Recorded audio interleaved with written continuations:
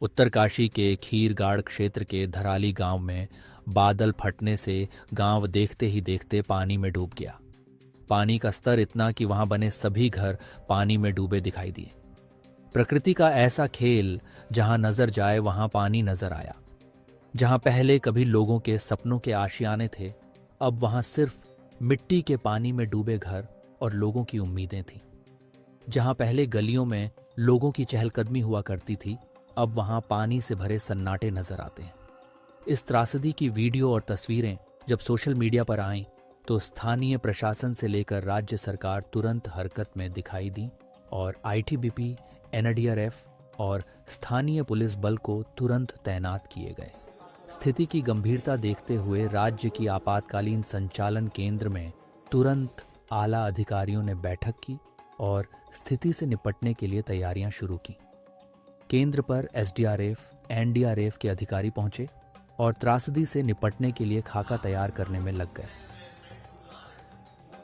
वहां उपस्थित अधिकारी कॉल के माध्यम से वहां की असल स्थिति और जनहानि का पता लगाने की कोशिशों में लगे थे, तो कुछ पीड़ित लोगों की कैसे सुरक्षित स्थान तक पहुंचा सके, उसकी रूपरेखा तैयार करने में लगे थे।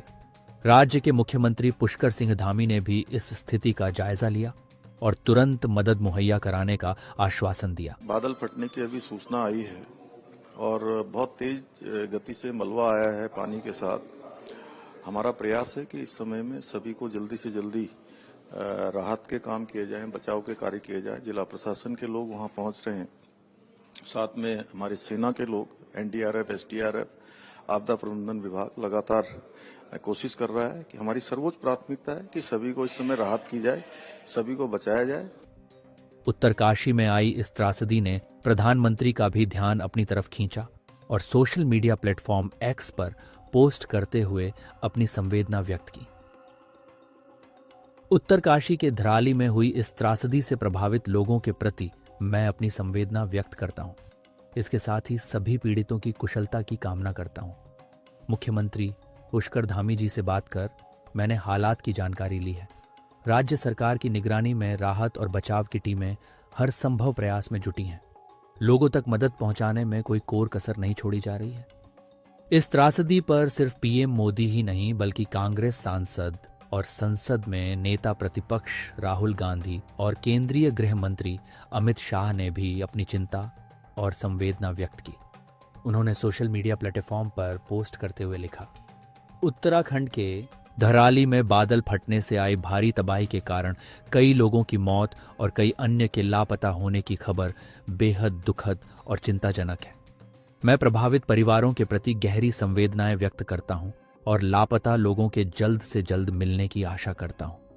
प्रशासन से अपील है कि राहत और बचाव कार्यों में तेजी लाएं। कांग्रेस नेताओं और कार्यकर्ताओं से अनुरोध है कि राहत कार्यों में प्रशासन का सहयोग और जरूरतमंदों की हर संभव मदद करें। उत्तराखंड के धराली, उत्तरकाशी में फ्लैश फ्लड की घटना को लेकर उत्तराखंड के मुख्यमंत्री से बात कर घटना की जानकारी ली। आईटीबीपी की निकटतम 3 टीमों को वहां भेज दिया गया है। साथ ही एनडीआरएफ की 4 टीमें भी घटनास्थल के लिए रवाना कर दी गई हैं, जो शीघ्र पहुंचकर बचाव कार्य में लगेंगी। वहीं राज्य में आई इस त्रासदी पर भी स्थानीय और केंद्रीय बल भी हरकत में आए हैं और पीड़ित लोगों को सुरक्षित स्थान पर ले जाने की हर संभव कोशिश कर रहे हैं। एनडीआरएफ के डीआईजी मोहसिन शाहिदी ने इस पर अधिक जानकारी दी और एनडीआरएफ की तैयारियों के बारे में बताया। अभी तक क्या लग रहा है कोई टीम पहुंच पाई है हमारी एनडीआरएफ?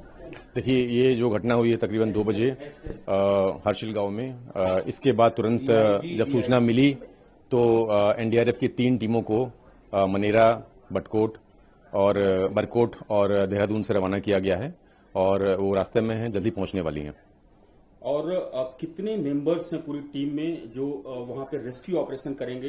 क्योंकि एचएम ने भी ट्वीट कर दिया है कि एनडीआरएफ को बोला जा चुका है पहुंचने के लिए। जी बिल्कुल, हमारी जो एक टीम है उसमें 35 मेंबर्स होते हैं और पूरी तरह से वो सभी सामान के सामग्री के साथ लैस हैं।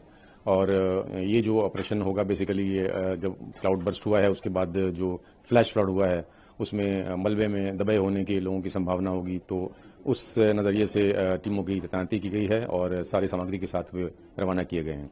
क्या उम्मीद लग रही, कितने लोग हो सकते हैं, क्योंकि बहुत सारे रिहायशी इलाके थे उसमें जो इसमें फ्लैश फ्लड में आफ्टर क्लाउड बर्स्ट के बाद इंसिडेंट हुआ था? देखिए, इसकी सूचना अभी हमें एसडीएमए के हवाले से स्थानीय प्रशासन से अभी मिली नहीं है। पूरी सूचना अभी जानकारी मुहैया नहीं हुई है।